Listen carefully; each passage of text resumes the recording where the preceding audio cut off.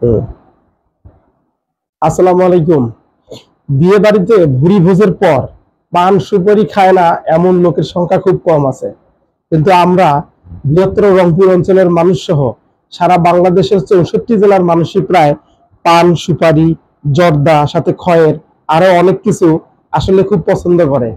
কিন্তু আমরা কি জানি যে মূলত এই পান সুপারি জর্দা এগুলো আমাদের দেহের জন্য কতটা উপকার, আর তার থেকেও বড় কথা কতটা ক্ষতিকর?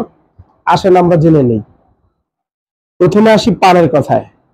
পান পানের মধ্যে মূলত আছে ভিটামিন সি। আর এই পান যখন এই বিষাক্ত সুপারি দিয়ে খাওয়া হয় তখন আর সেই ভিটামিন সি থাকে না। এবার আসি সুপারিতে। বিজ্ঞানীরা এই সুপারিকে এবং সুপারির গাছকে বিষাক্ত গাছ হিসেবে শনাক্ত করেছেন। এই সুপারি আপনি একবার চিন্তা করেন, সুপারিটা থাকে কোথায়?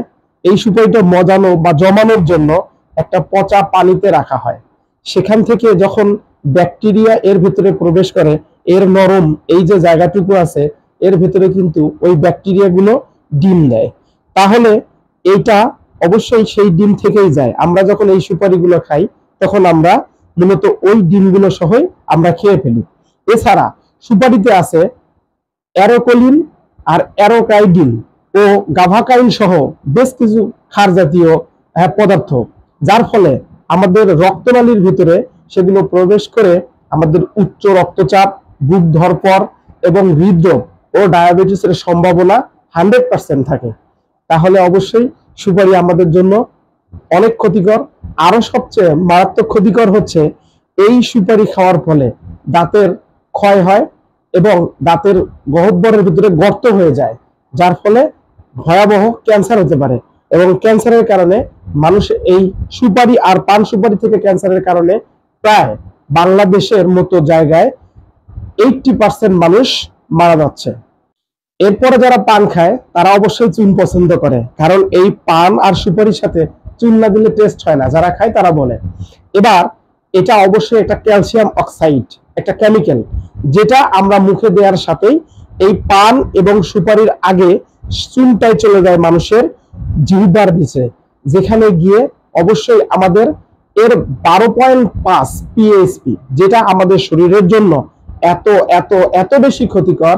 এই ক্ষার আমাদের কন্ট্রোলালি সহ আমাদের পুরো পেট ফাফা থেকে শুরু করে লিভার ক্যান্সার তৈরি করার মুখ্য মাধ্যম হচ্ছে চুন, একটা মারাত্মক কেমিক্যাল। এরপরে আসেন জর্দা। এই তামাক অবশ্যই একটা মাদক, যেটা আমরা না জেনে বুঝে বৈধতা থাকার কারণেই এইটা আমরা খাচ্ছি।